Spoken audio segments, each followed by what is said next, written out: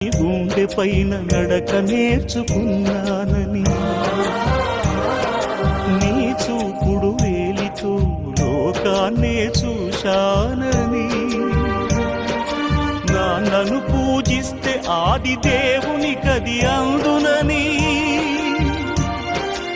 అమ్మకు బ్రహ్మకు మధ్యన నాన్నే ఒక నిచ్చెనని తెలియనైతి తండ్రి, ఎరుగనైతి నాన్న. నాన్నంటే నడిచే దేవాలయమని మరచితిని, ఆత్మజ్యోతి చేతుల ఆర్తి వేసుకుంటిని. మరచిపోయి కూడా నన్ను మన్నించొద్దమ్మా, కలనైనా నన్ను కరుణించొద్దు.